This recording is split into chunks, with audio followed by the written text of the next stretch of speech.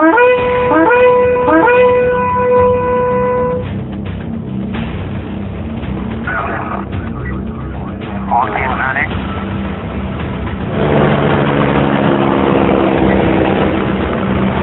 the hell is going on down there?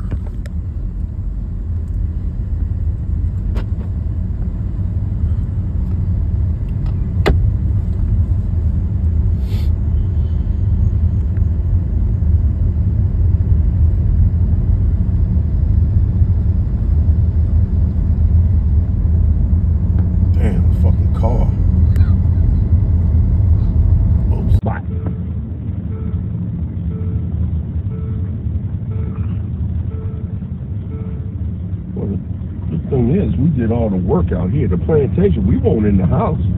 Right. There's very few of us in the house. Right. Like over there, they try to make that shit look, romanticize it. Right. Man. But the work was out here. Right. Right. In the field. In the field. Right. Over there. Right. Yeah. Absolutely. The master.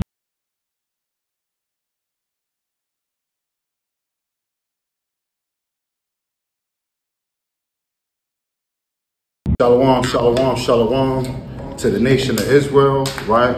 Salutations to the elders, right, that's been putting in this work for decades.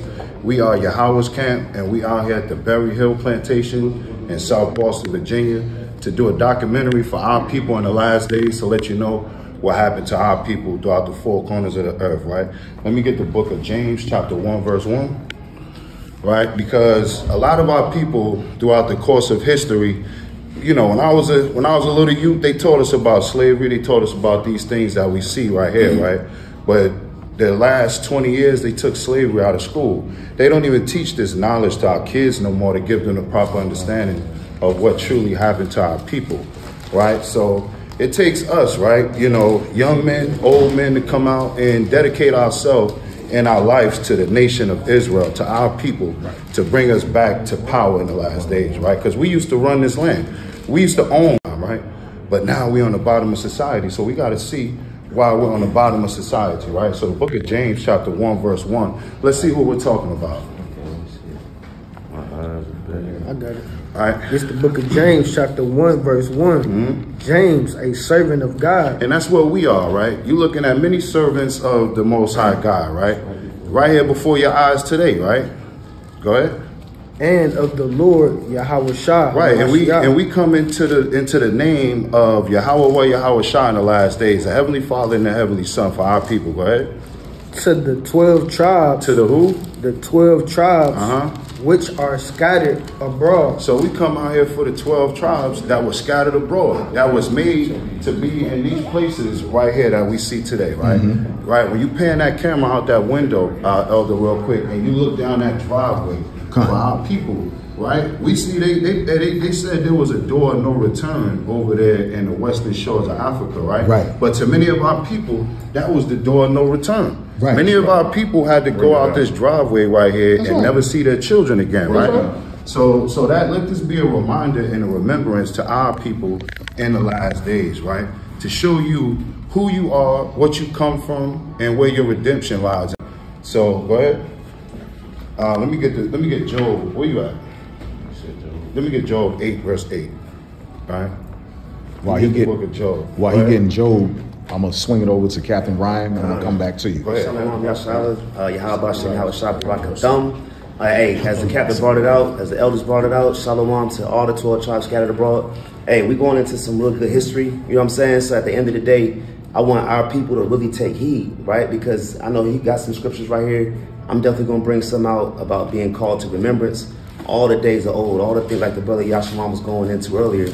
All this is for our people to wake up to who we are. Mm-hmm. And like the captain was bringing out, how they're no longer putting this information into our school systems. Right. When I was growing up, you know, it was a little bit different. We learned a little bit about it, not too much in detail. But even nowadays, they're not even putting it into the curriculum.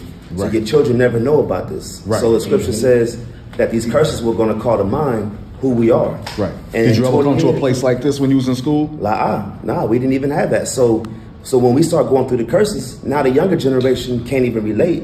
You know why? Because they never learned about this. This is why we got to teach our children all of our oppression, all the captivity we went through, all the slavery we went through, all the oppression that actually, right? We're going to go through the curses of Deuteronomy 28, being brought here on slave ships.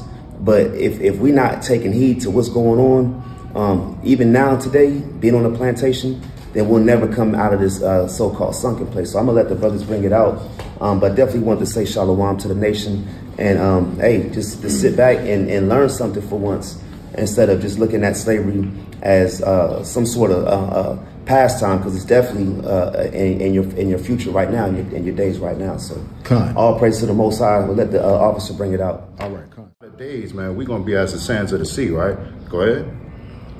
Verse 8, for inquire, I pray thee, of the former age. And see, that's what our people are disconnected from in today's society, in this world over here. We are heavily disconnected from the former age, right?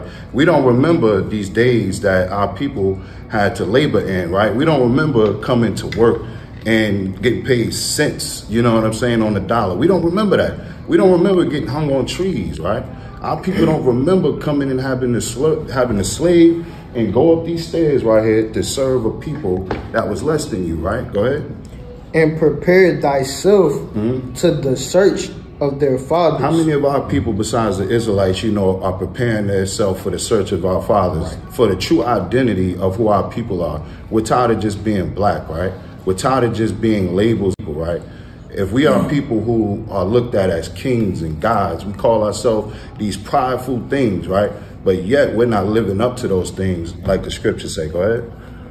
Verse 9, it says, for we are but of yesterday, Go ahead. and know nothing, And do what? and know nothing. Right, so when we look at this, when we come out here and we do these things, right, our people don't know none of this history, right? The days of yesterday are far from our people's existence, right? We live in YOLO life, right? We only live once, man. We ready to die right now for nothing without leaving no true inheritance for our people to remember, right? If we put the camera on this young man right here, he's gonna have more history and knowledge, you understand, than a lot of these kids that are growing up that are 20 years old right now, right? He's gonna be able to tell the other kids when he goes back to school what he saw today, right? And that's a good experience for this young man. You see that? And we doing that work, right? That's a good reward for him, man. Go ahead. It says, because our days upon earth are a shadow. Right, go ahead. Shall not they teach thee and tell thee and utter words out of their heart? And that's where we are right now. Should not all of this stuff teach us of what happened to us to bring us back to the power of which we once was, right? The children of Israel. We once was a ruling class in this world, but now we're on the bottom of society, right? Go ahead. It says, shall not they teach thee and tell thee and utter words out of their heart? Can the rush grow up without mire? And that's all I want on that, right? So we're going to pass it back over to the captain. You get Psalm 44:1, because Captain was bringing out something mighty. A lot of times this truth has to be passed down from generation to generation. You actually not doing your child you're not really doing your child any service by not teaching these things. So we're going to bring this out real quick, and then we're going to go ahead and move forward. Go ahead, It says, we have heard with our ears, O God. Our fathers have told us. You see that? So our fathers have to pass this information down. A lot of times when you go through the curses of Deuteronomy, not having a family, not having a father, the father can't pass that oral tradition down, right? So that's it on that. But again, we're going to move forward. But I definitely want to just get these scriptures out. As we move forward, we're going to get more scriptures out. So just follow along. When you look at these stairs, when we go up these stairs, imagine how many of our women were drugged from their husbands to come up to the stairs and to satisfy the damn devil, man. That's right. That the Bible speaks That's right. of. And they called them on a whim. Whenever they felt like it, ripped them from, they might have just got married. But before, because that was a Roman, Greco, and European Celtic custom that the king would have to sleep with your wife before you did. That's right. You know, and how many times did they take out rape and the young children, the little children, the boys and the girls, That's right. man. This is a filthy beast, man. Right. And then y'all have the nerve to say, why are we so angry? Right. You know, why are we so upset? Or talk about the Or Europeans. talk about the Europeans so much. We can't talk about them enough, because if it was up to them, they would eradicate our whole history. They're taking black studies out of school. That's right. You see what I'm saying? They want to romanticize slavery on a whole nother level. That's to make you forget. But you don't see them doing that with the so-called Holocaust. Right. They always saying never forget. Right. Oh, I'm never going to forget. I'm never going to forget. All right? All right. Shalom.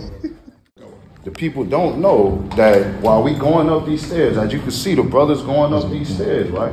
There was a little sister during a birthday party here that was pushed down these stairs, right? A young black sister that was pushed down these stairs during a birthday party by one of these damn workers. No, right? no way, man.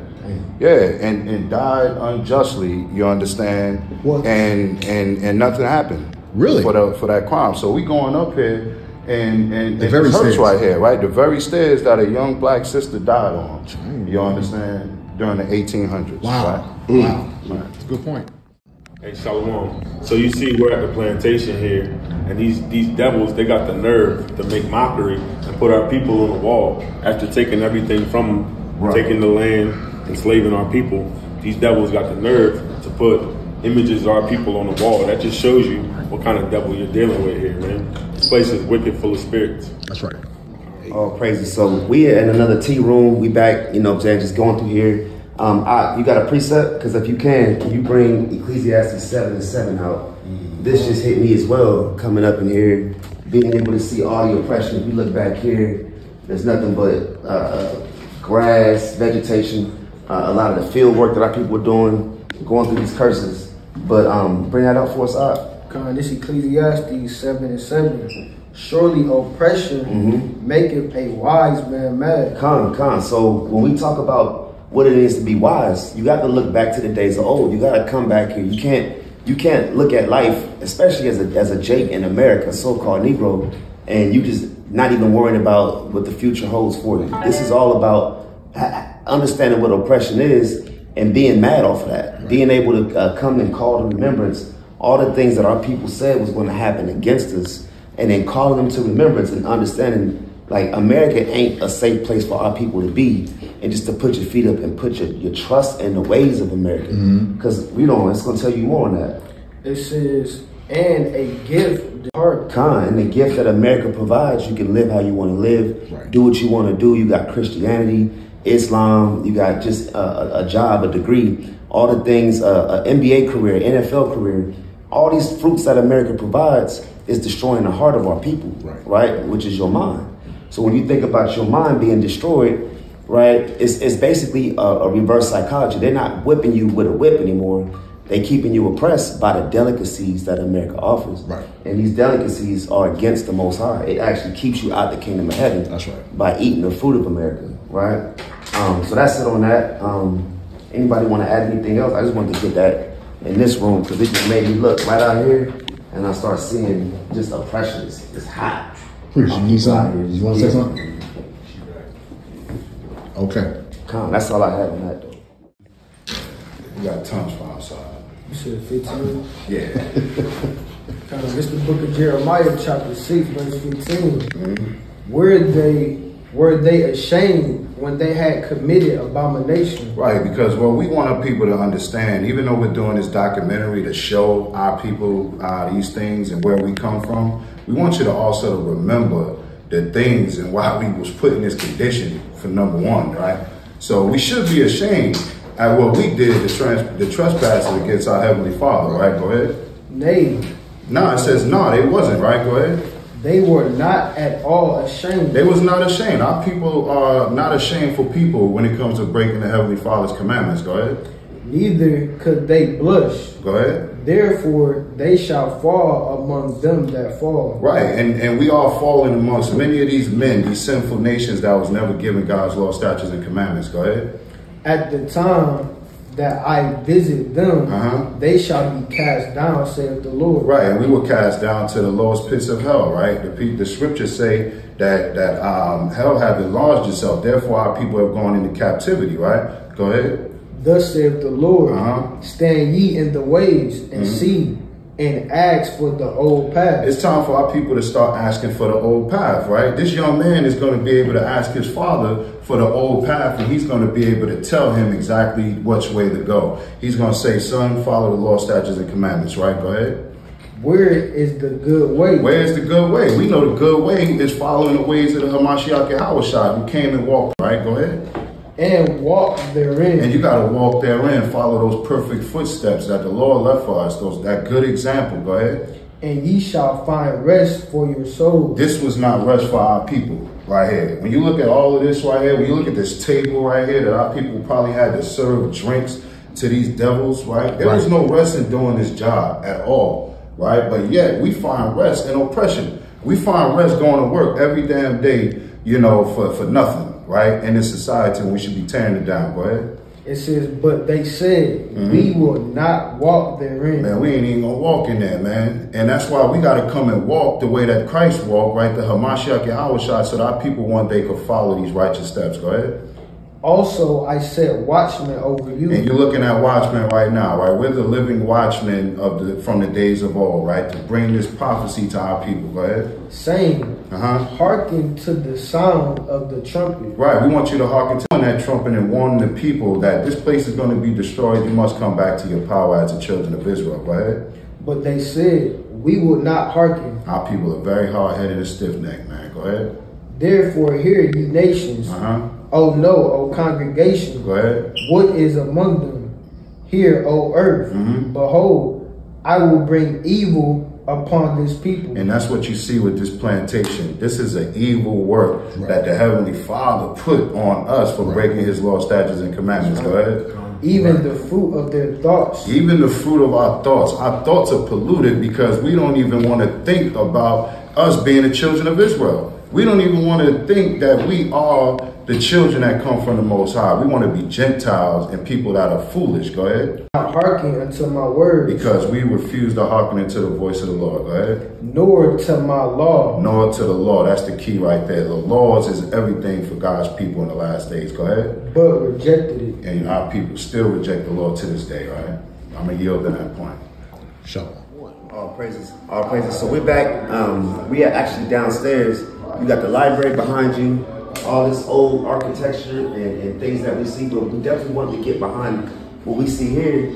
And me and the elder was just talking about how they still celebrate our oppression, right? They're not sorry. They don't repent. This is why Esau can't repent, right? Because there is no repenting.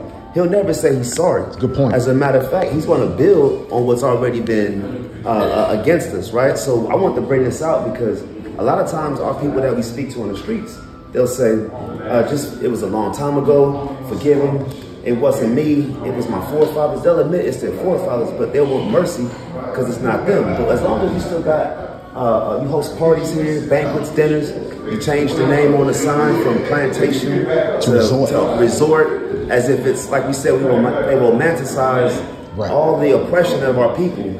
Still didn't pay anything restitution-wise for us, right? So bring that out for us, 11:5. Whose possessors slay them. So let's stop right there, right? So we talk about the people that possess our people. The possessors slay them.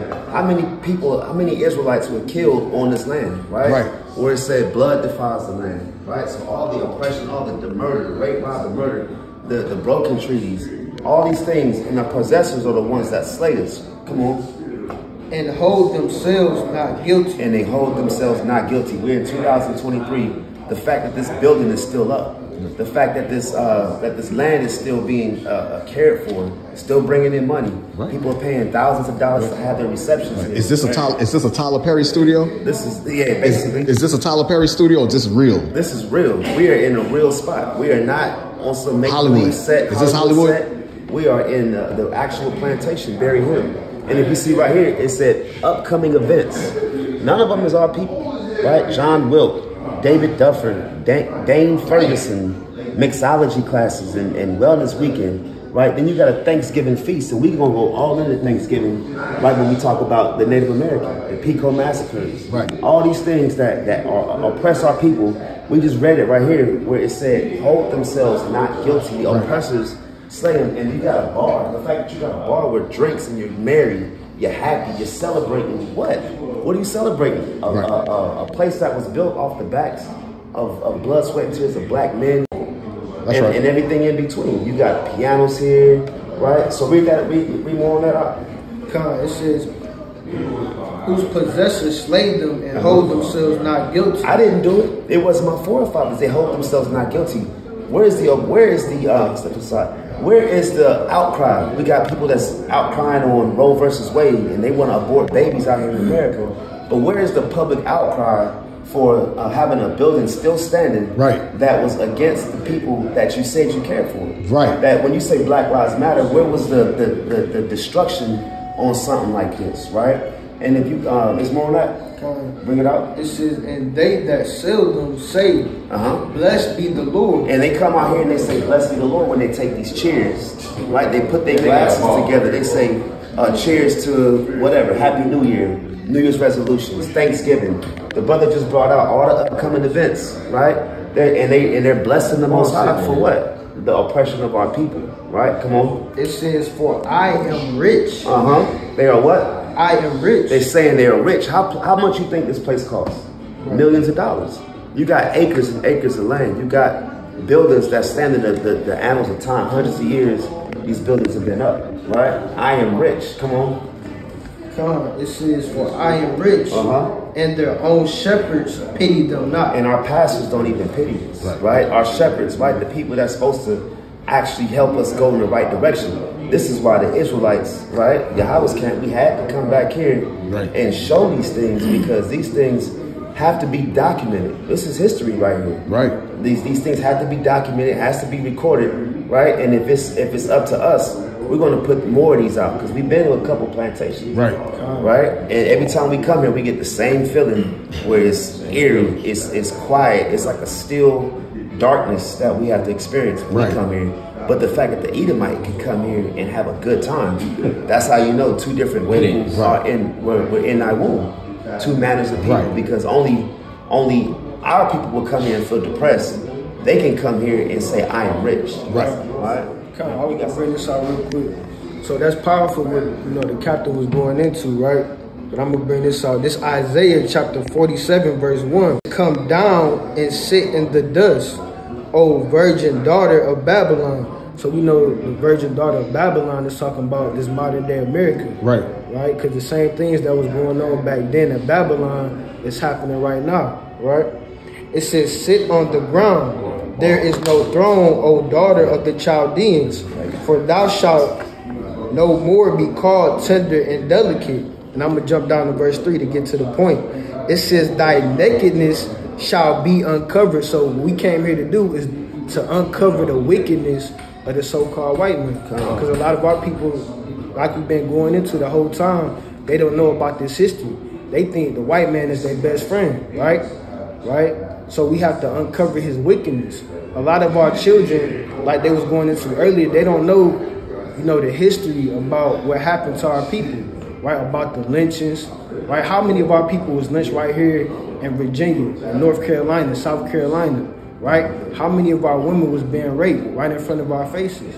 Our kids was being taken away from us, taken from one plantation and sold to another plantation in a whole different state. Right? It says, yea, thy shame shall be seen.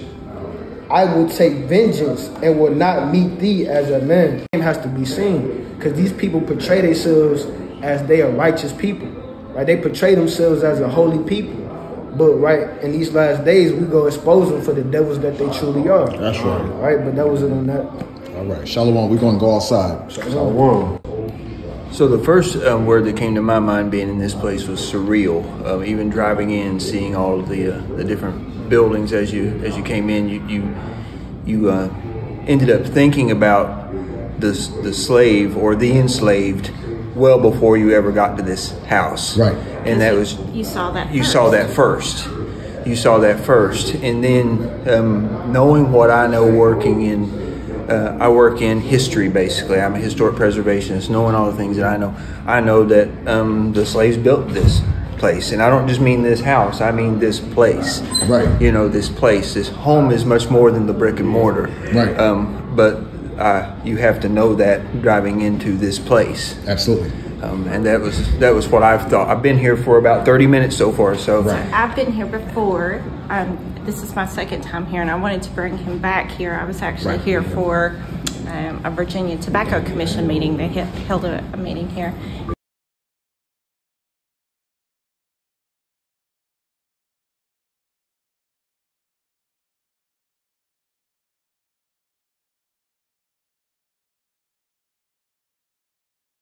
Out to there's a slave graveyard. It's quite a hike, I think. What, Diamond something over there? Yes, right. yes. So I did that. Diamond Hill. Right.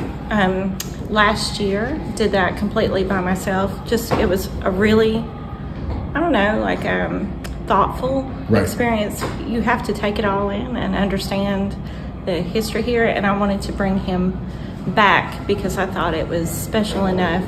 Not just, I don't know, I'm like him. I don't think about necessarily the family that owned this house. Correct. I think about the families that built this house, grew this house, maintained this property for years and years and years. And you have to have reverence for that. Surely.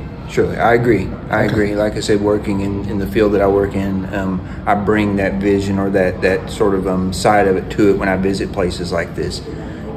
So I'm not just here for the shine and the show. Right. I understand. Thank you so much for your time. Thank you. Can I ask him a question? Sure, yeah. Appreciate it.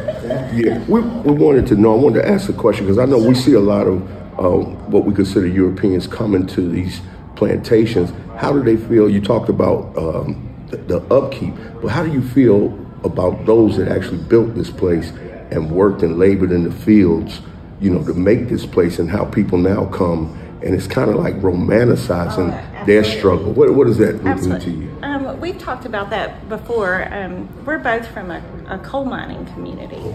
So very much, I won't equate it to slavery, but the places in our home that were built for workers, right, weren't the best. And they're, in my family, even my grandfather never owned his own home. It was always owned by the company that he worked for. So when he died, that was the first time that my grandmother actually had to go out and buy her own home. So that generational wealth was never passed down to my family. And I understand how, if you lived on this property for generations and never actually benefited, it's the same to us. We lived on our land for years or for generations and never actually benefited. In the area that we live in, the entire area was kind of decimated by the coal industry, and to this day,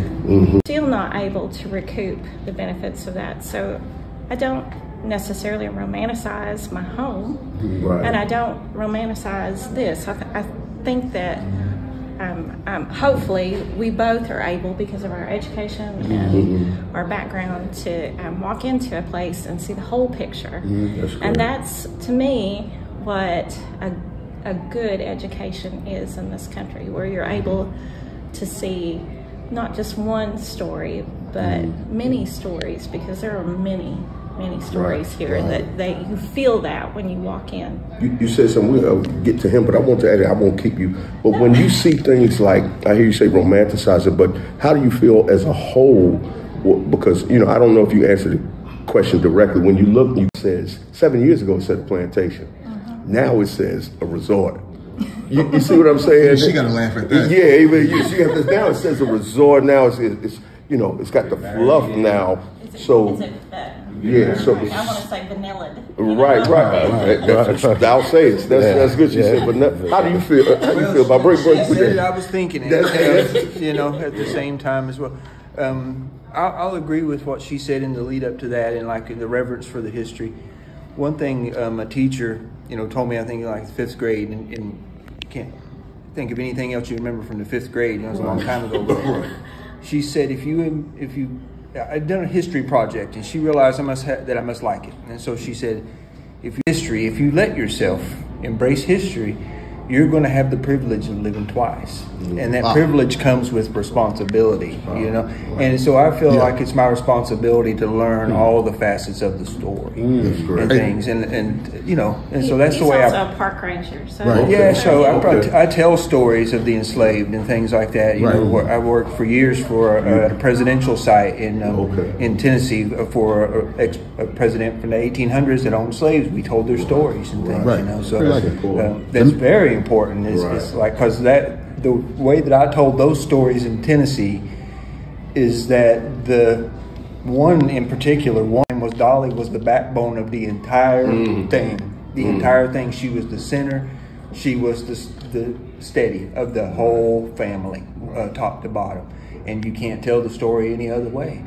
You know, knowing what you know. It was Dolly Madison, correct? No, it wasn't Johnson. Dolly Johnson. Dolly Johnson, right. Andrew Johnson was the 17th president right after Lincoln. That's right. And this would have been his enslaved people. Absolutely. Yes. Let me ask you a question. Do you think they should keep this part of history out, this part of history out of Black history? Like, they're kind of trying to eradicate Black history, but do you think they should leave this part in? No, not at all. Not at all. I don't even know where to start with that, to be honest with you, because it seems so ridiculous to me, you know, to be honest with you. Sure. I mean, the whole story is such a necessary thing. It's such before you can even begin to understand, you know,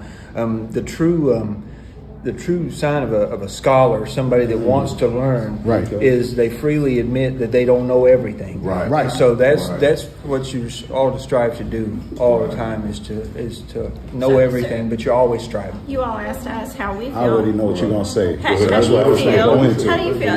Because I love to. How do you feel? Can I address it real quick? I'm the cameraman. Well, and then you could do it.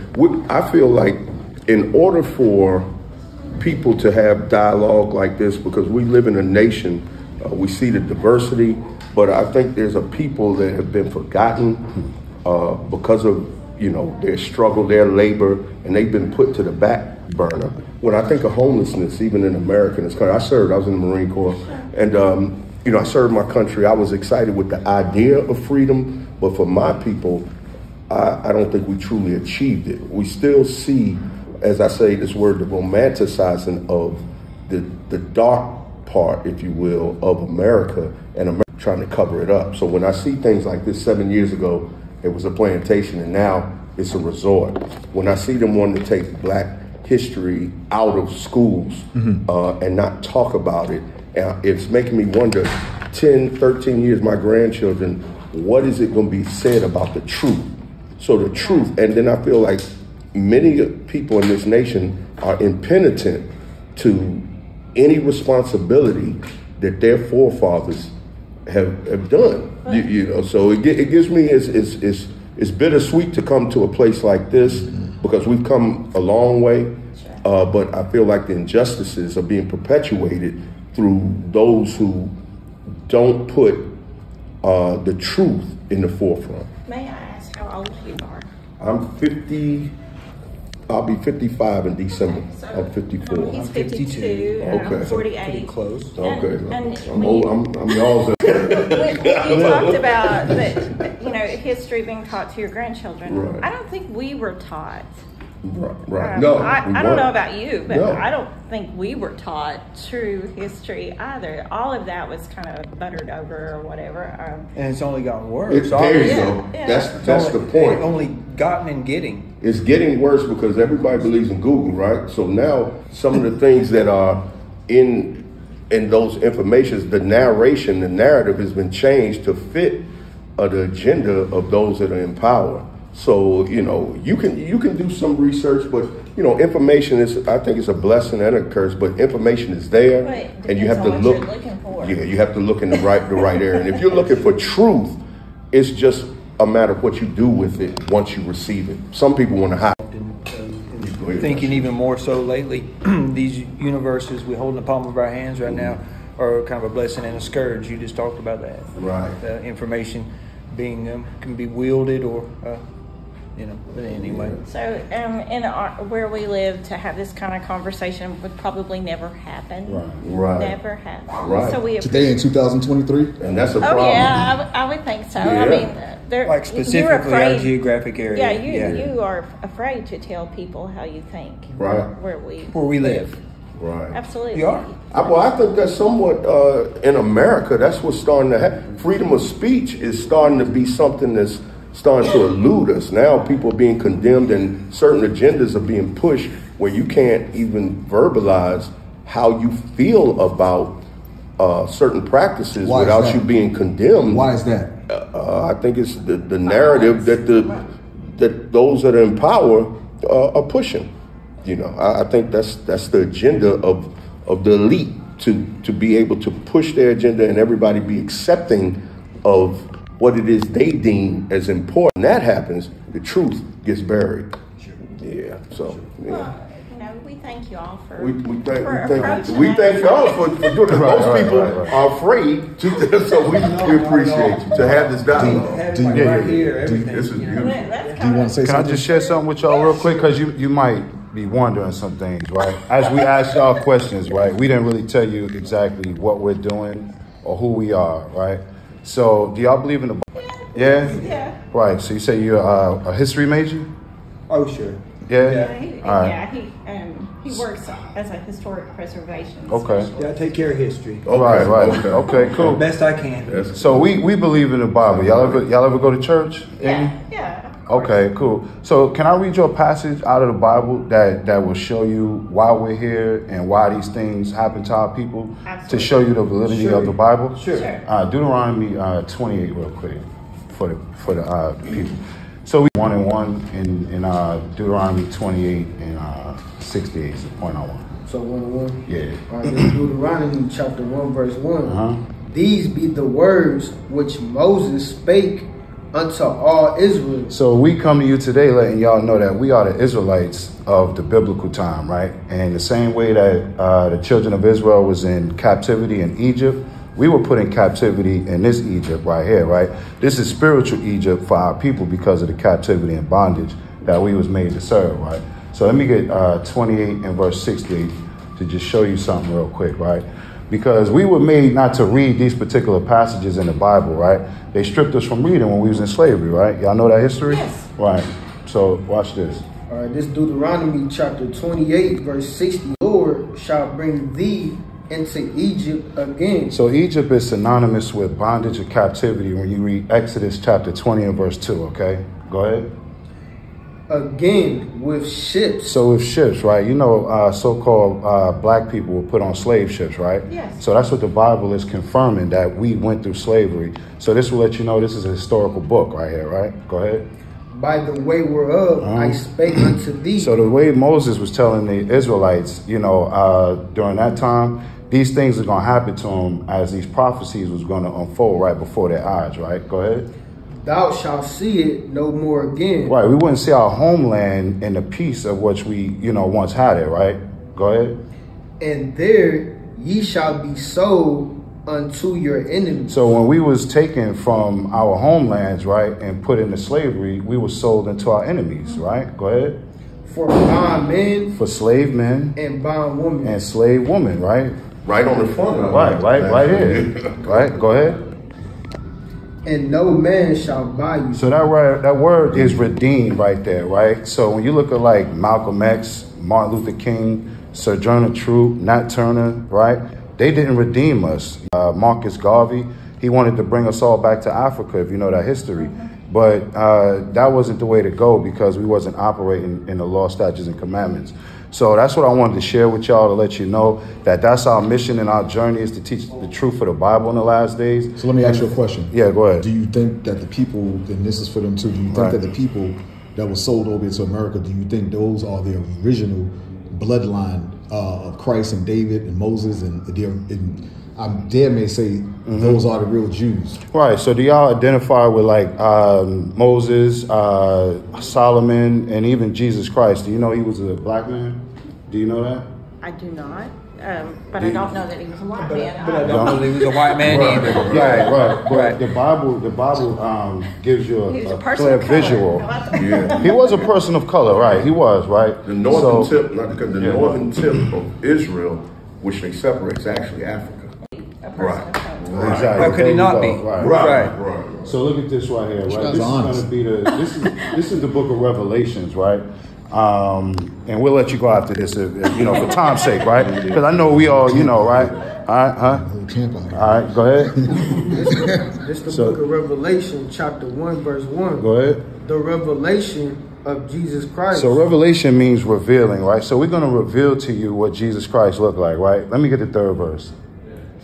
Verse 3, it says, blessed is he that readeth. So at one time we were stripped from reading. So now we can read now. So we're blessed with these words, right? Go ahead.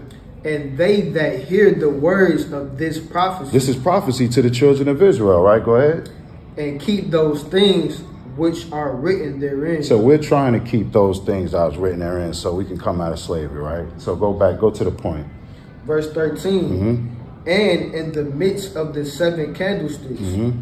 one like unto the Son of Man, clothed with a garment down to the foot. Right, so us, when we go out, right, I know you see the garment right here. We try to go back to our original old garments of old, right? So a lot of times we do have garments down to the foot like Christ did. Go ahead. And girt about the paps with a golden girdle. Uh-huh. His head and his hairs were white like wool. So when you look at that word wool right there, if you look it up, right, it tell you the hair of a Negro, right? When you look up woolly hair, right? Go ahead. As white as snow. Go ahead. And his eyes were as a flame of fire. So that's a prophecy going back to Genesis 49:10, right? Christ drank wine, so his eyes will be red with wine. Go ahead. And his feet like unto fine brass. And his feet will be like unto fine brass. So what does fine brass look like? What would it look like? It's kind of yellow. It's golden. It's like a golden brownish color, right? Right? Be bronze looking, right? But look at what it says. Go ahead.